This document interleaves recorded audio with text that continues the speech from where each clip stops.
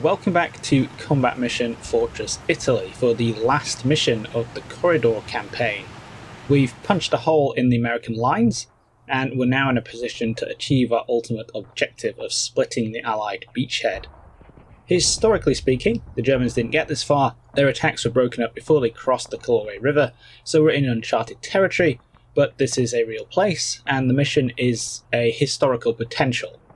Breaking the briefing down, I have two major objectives. I need to occupy the 5th Army command post in this large villa, and I need to occupy an intersection on Highway 18 just before it crosses the River Sele. These two objectives make up 3/4 of the victory points available. The remaining 25% is split equally between occupying some warehouses at the back of the map and a tall silo just in front of the highway. The briefing also specifically states, casualties are not a factor in the completion of your mission. Do whatever it takes to accomplish your objectives. Which is not ominous at all. The enemy, again, is likely to consist of hurriedly pulled together infantry backed up by M10 tank destroyers and whatever the Americans have hanging around the beachhead, everything from anti-aircraft guns to artillery pieces. The briefing also raises the likelihood of an armoured counterattack from the far right, which is something for me to bear in mind. The entire campaign only takes place inside a few kilometers square, so the terrain is very similar to the previous missions. Leaving my setup zone, the first major feature is a shallow valley about 800 meters across. This is pretty much completely open and it's not deep enough to provide any real cover. On my side, I have a reverse slope to hide and deploy behind. The Americans have the village of Ponte Birizzo and the woods on the opposite side of the highway to use as cover and concealment. This is not great, it's an obvious open kill zone, but it's not as bad as it could be. At first glance, there are some tree lines on the right that would allow the defenders to create an L shape when coordinated with the highway. This would allow them to cover the central valley from two angles at once and allow effective flanking fire no matter which threat I'd be responding to. Looking closer, the right edge of the valley slopes down to an irrigation canal that feeds into the river, meaning that anyone set up down there can't draw a line of sight to the central fields and get that nasty L shape going. So we dodged a bullet there, and because it obviously works both ways, this essentially gives me two separated avenues of approach. I can attack on a broader front across the open central valley, or I can attack on a narrower front and thrust up the road through the denser terrain. Of the two, I'm favouring the open fields. I don't have a lot of infantry to clear out dense terrain, including those tree lines on the right and the village itself, and getting bogged down there on a narrow front where I can only bring a small fraction of my total firepower to bear is probably going to translate into getting stuck and then smashed by the Americans' artillery. Crossing the fields is not a great option either, but I think it's the preferable of the two and leverages my tank-based firepower in a more effective way.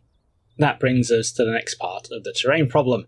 Beyond the open fields is the village of Ponte Birizzo itself and the 5th Army CP with its surrounding woods. These are both areas of dense terrain that I pretty much have to deal with no matter how much I don't want to. Driving straight into either the village or the woods is a recipe for disaster, so I'm leaning on exploiting the open ground in front of the command post objective to maximise the distance I can get forward. This would put me in a position to attack the CP directly and dominate the village buildings from the rear with an eye to infiltrating some infantry to the highway objective. I should also be in position to control the road bridge, which should help deal with the forecasted US counterattack.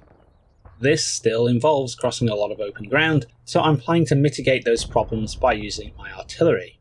Again, I've got plenty of this, the two 105mm West batteries I've had all the way through, plus the 150mm grill section from the last battle, and now a 210mm Brumbar battery.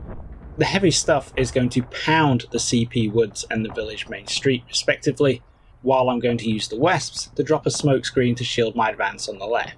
This was very effective crossing the river back in Mission 2, hopefully it's going to help me get into position here. Once the smoke has gone in, I should have a better idea of the Americans' positions and I can redirect the 105s more effectively to use up their high explosive ammunition. All of this is going to rely heavily on speed. The smoke will be no help if it's gone by the time I get anywhere, and I really don't have the ammunition to get into protracted firefights. The idea here is to seize a dominant position to unhinge the enemy defence, not to get engaged in a protracted battering match. The immediate good news on starting the game is that the 210mm barrage is definitely hitting something. Even on the first turn, something near the crossroads suffers a near miss and catches fire. With the smoke falling and starting to build, the panzers move up to the crest line to begin the advance with plenty of overwatch. An American 57mm anti-tank gun on the left opens up and scores a couple of penetrations on a Panzer IV, which don't slow it down very much, and the AT gun is quickly knocked out by a direct hit to the gun shield. This is, notably, just off the left edge of the smoke screen, and in a similar vein off on the right, closing with the silo objective, first reveals an enemy machine gun team and then infantry dug in around the base. They are properly dug in as well, which we haven't seen in this campaign so far, with trenches surrounded by barbed wire obstacles. As my panzers get closer, they open up with small arms fire, rifle grenades and a bazooka. Most of this fire misses, but one soldier in the trenches accounts for the Panzer Company XO with a well-placed shot. And a shot from an M1 Garand rather than a Springfield as well, revealing that the enemy infantry in this final mission have gotten a significant semi-automatic firepower upgrade over the bolt-action weapons earlier in the campaign. Regardless of that little detail, which I'm sure will not come back to haunt me later, by the 8-minute mark my tanks are well forward and the remains of my Panzer Grenadier machine gun teams are moving into some buildings on the left map edge, a short field away from the knocked out 57mm gun. As the smoke begins to clear, I'm simultaneously screening the silo with tanks, with more tanks up front at the edge of the smoke screen and my squishier half-tracked or wheeled elements moving along the left map edge just behind them. The two surviving Panzer III's are out with the MG teams as they start to take fire from American infantry on the other side of the short field. The Panzer III's are pretty beat up by this stage of the campaign, but they manage to react and start hosing the enemy positions down with their machine guns. Then one of them gets hit. Partially hull down on the left, in defilade behind the buildings and keyhole in between the edge of a farmhouse and the tall wall of the CP villa is an M10 tank destroyer. It's in a really good position, and although I have an MG team setting up on a second floor that can see it, getting that information out to the rest of my force is not easy. The M10 accounts for a half-track coming up and the entire squad of Panzer Grenadiers inside, then one of the Panzer IVs staring right at it, and then a second which reverses into its line of sight after having its commander sniped out of the cupola by American infantry. Finally, one of the Stugs in the rear spots it and gets a shot on target. This bounces off the underside of the gun mantlet and penetrates the top of the hull, which I've never seen happen to an Allied tank before, and this prompts the tank destroyer to pop smoke and start reversing. The Stug follows up with a penetration further up the gun mantlet which takes out one of the turret crew, but the M10 disappears from sight intact and it's not clear how damaged it is. This may seem bad, and it is, but things are going to get worse. As the smoke clears and more American positions regain line of sight, they find a target-rich environment and open up. There might not be any anti-tank weapons out there on the left or dug in front of the villa, but there are two anti-aircraft sections, and each is armed with a 40mm Bofors cannon and a trailer mounting a quad 50 cal. Neither can do much except plink my armour, but everything else is fair game. One of the quad 50s in the Villa Woods quickly minces another half-track and the Panzer Grenadiers inside, then the flak wagon behind it. Weighing in to create a crossfire, the one beside the M10's position joins in as well, knocking out a second flak wagon. My panzers quickly engaged them as they revealed, knocking out the left-hand quad 50 and the 40mm near the villa, followed by the Bofors on the left a little later. But this is clearly not a good position to be in. The enemy infantry at the silo might be cracking and starting to fall back, freeing up the tanks I've had screening them, but I've got two more enemy infantry positions to my front, backed up by dugging infantry with the last quad 50 and some 50 caliber armed M20 utility vehicles at the villa. punching through for the objective seems like a bad move. The tanks might get there, but the infantry are likely to have a bad time. Passing between two enemy positions in the hard tracks and sending the tanks without infantry support seems like an even worse idea. So until I can reduce the 2 knots of American infantry on either side of my axis of advance, which will take some time, I'm effectively stalled. Being stalled means the enemy has time to call for artillery, and in short order, the sky is full of falling 105mm shells. Again, it's the lightly armoured vehicles and the infantry who suffer, not the tanks, and as the losses mount up, the only way things could get worse is if the Americans mount an armoured counterattack, which they promptly do. Even as a shell literally lands in a 251, a pair of Shermans appear on the left, one advancing up the road and one coming through the Villa Woods.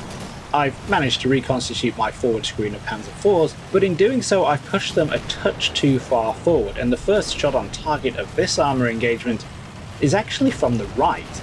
Something behind the Main Street buildings fires along the road and nails a Panzer IV in the side of the turret, instantly destroying it. What follows on from that is a slugging match. The first Sherman coming up spots the final Panzer IIIN in the fields on the left and knocks it out with a single shot. Takes a penetration through a Panzer IV to its front and then destroys it in return,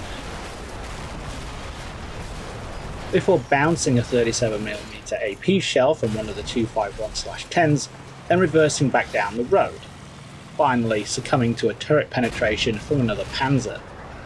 The second Sherman in the woods also tanks a penetration to the front hull, inflicts one on a Panzer IV, and then suffers another pen itself before the crew bail out.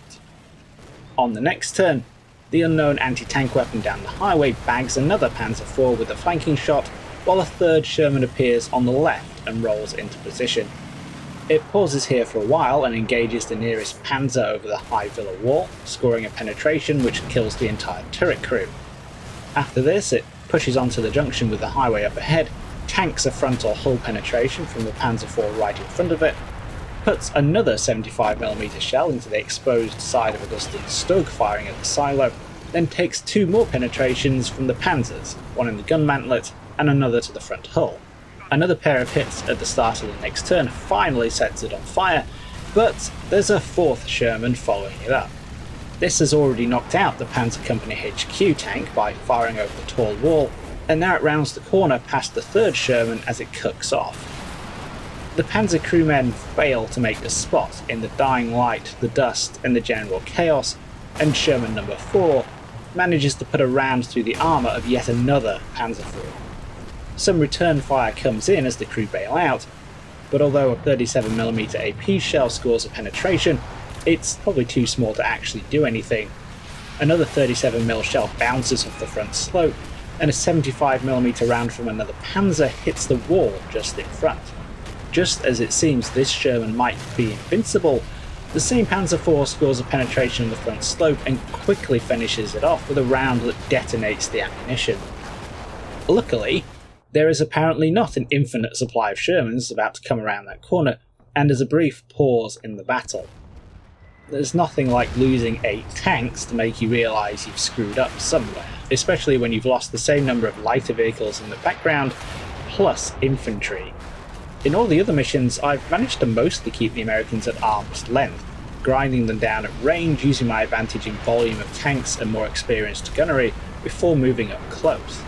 Here, I've plunged headfirst into a kill-tack and managed to get myself a close-range slugging fest with not only the first static set of defensive positions, but with an armoured counterattack.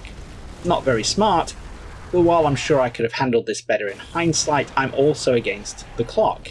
Despite the losses, I've smashed my way into the enemy line inside 20 minutes.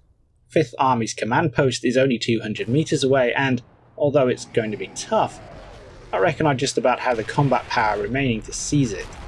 The first thing to do though is to deal with the enemy positions surrounding me. The houses at the end of the short field, the cluster of buildings across from the villa, and the Americans at the silo. This is doable, but it soaks up valuable time and valuable infantry. It's the 2 right-hand points that yield the greatest rewards.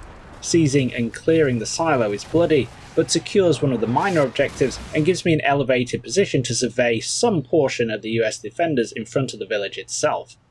These are still being hammered by the T-10s and might not be in a good state, but there's definitely one Sherman down there, which means there's probably more, and thus an armoured fight I really don't think I can afford. So punching for the Highway 18 objective is probably a bad move. That leaves the CP, but to get at that I have to cross the highway, which I know is being enfiladed by something. Getting some infantry into the cluster opposite the villa reveals another M10 as the culprit. I'm really feeling the need to take them out before I can advance on the command post, so naturally, having not had a break for several hours by this point, I embark on another series of bad decisions. If I had any Panzerschrecks, they'd be queuing up at the window my infantry can see it from to take potshots, but they're not available in September 1943. Probing into the village to try and flank the M10 with infantry through the buildings proves that they're still occupied, so I'm really down to how to deal with a threat that's around a corner. One potential answer is to swing 2 tanks around that corner at the same time. With any luck, the enemy target will only get 1 shot off before being spotted and engaged. One of the stugs here is the one hitting the side earlier. It's lost its radio operator and commander, and damage to the weapon controls have disabled the main gun, so it's going on the outside where it will be exposed for longest, effectively acting as bait to leave the second stug on the inside free to engage. As the 2 self-propelled guns swing into position, the one on the inside makes a spot, but it's not the one I want. There's an M20 utility vehicle down at the Highway 18 objective, which the stug quickly destroys, but that leaves the M10 free to knock out its partner. On the next turn, the open-topped M10 beats the inside stug to the punch as well, and puts a fatal round into it. This does not bode well for crossing the highway directly to my front, but, flailing around for ideas as the clock keeps ticking, on closer inspection the corner with the 2 knocked out Shermans is out of sight of the M10, and I can squeeze some armour past them towards the villa, but I still need to take the M10 out to really secure my flank. So, only a few minutes after the first attempt, I try the same cornering technique again. The last stug goes up first, but the M10 apparently fails to spot the Panzer IV next to it in the increasing darkness and fires a follow-up shot at the stug's surviving crewman as he bails out. That gives the M10's position away to the Panzer IV, which finally nails it. That's a huge relief, even if it came at a wildly disproportionate cost, and it clears the flank of my forces moving in to attack the command post. This is already looking like it's going to be a tough nut to crack. Despite being hammered by all of my 150mm shells, the building still looks pretty much intact, and by this stage it's not only full of the command and staff units that were there at the start of the mission, but American troops and crewmen who have fallen back from the trenches out in front. Trying to make any inroads is tough. There are so many windows to cover, it's a big building, and it feels like there are Garans and rifle grenades all over it. Casualties start to mount, but I really don't have any other options now except to try and grind the enemy down. The last 20 minutes of the game consists mostly of me trying to direct as much firepower as possible into the CP villa. The last of my 75mm HE from the Panzers, 37mm HE from the 251/10s, and torrents of machine gun fire in the hope that the defenders will break. There's plenty of fire coming back, causing casualties amongst my surviving infantry and occasionally inflicting hits on the Panzers. At the time, I was convinced this was the work of rifle grenades and bazookas to my front. Later on, it turns out there was a Sherman off to the right by the warehouses sniping at muzzle flashes.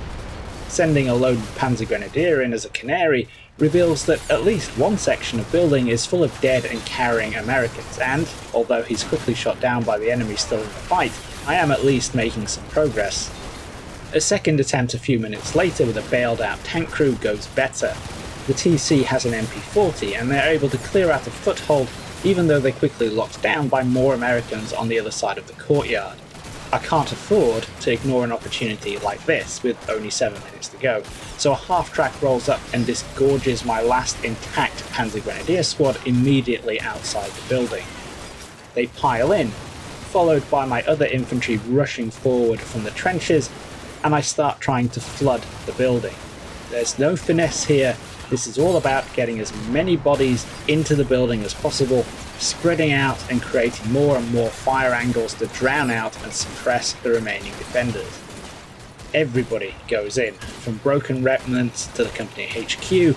I even start bailing the crews out of the half-tracks and throwing them in. Every single body counts at this stage, and it's starting to work. The Americans are steadily beaten down. I'm able to filter troops through the rooms and floors until the last defenders are either winkled out or escape into the woods. It's this mission in a nutshell. Ugly, messy, and unsophisticated, but it works. The CP is clear with 3 minutes still on the clock, and after the timer runs down, the battle automatically comes to an end. It's a tactical victory for the Germans. I've not only secured 5th Army's command post and the silo, but the 210mm bombardment has forced the Americans off the Highway 18 objective as well. They're still in control of the warehouses, but the final score stands at 2,000 victory points to 500. This has cost me a lot though, 105 dead and 56 wounded, with a fairly staggering 15 tanks lost and 11 half-tracks and flak wagons plus 2 Kübelwagens. It's a mess, and it's a good job this is the final mission of the campaign, because the force I've got left is massively under strength, and what remains is battered to the point of inoperability. The Americans have suffered heavily too, with 212 dead, 117 wounded and 3 men taken prisoner, 6 tanks lost, 4 armoured vehicles and 9 trucks and jeeps. But the casualties aren't the big deal here. I've achieved my campaign objective of reaching this point and splitting the Allied Beachhead. The campaign itself ends in a total Axis victory. More armoured battalions are following up my successful attack, fanning out to consolidate the German hold on Highway 18 in preparation for further operations in the morning. Intelligence even indicates that the Americans are falling back to the beaches themselves, ready to either evacuate or make a final stand. Overall, the Americans have suffered heavy losses in the course of the campaign. 634 dead, 294 wounded, 14 missing, 22 tanks, 16 half-tracks and armoured cars, plus 56 trucks and jeeps. By comparison, I've lost 179 dead and 109 wounded, 23 tanks, 17 armoured vehicles, and those 2 poor Kübelwagens. To say that I took the overwhelming majority of my losses in this mission, right at the end, indicates one of 2 things. Either I mishandled it, or it was a lot tougher than the other missions. In hindsight, there are certainly things I would have done differently. That's how hindsight works. My main concern was getting across all the open ground, which led me to hand-wave how the fight was going to work once I got where I wanted to be. Having significant mass at the point of contact, at close range to the enemy, does not automatically translate into tactical success. The problem is that the closer you get to the enemy, there's usually more that can go wrong in a short space of time before your units can react. Hand in hand with this, even a single enemy unit in a good position, especially a keyhole or defilade position, can inflict disproportionate damage without necessarily being vulnerable to an attacker's numbers. On the other hand, the other avenue of attack, up through the dense terrain on the right on a narrow front, would probably have been worse, and holding off on the attack up the centre in order to thoroughly scout out the American positions would potentially have cost an excessive amount of time that I didn't have. Probably the biggest mistake and the easiest fix was my use of artillery. The fire plan was a bit too wide and unfocused, and the smoke was actually maybe not that helpful. Pounding the command post objective with the 210s instead of hitting the main street might have worked out better, as might putting the 150s in the woods out in front and screening the flanks of my push with straight high explosive from the 105s. There would likely not have been as much concealment as when I used the smoke, but with the dusty ground, every high explosive shell would have a similar, if shorter lasting, obscurant effect, with the bonus of effective suppression and killing power. That's one to remember. Luckily I scraped through. Hope you all enjoyed this video in the campaign. I'd really recommend it if you want to get a feel for German mid-war tank and Panzer Grenadier teams and the challenges they face. I'll see you all in the next video.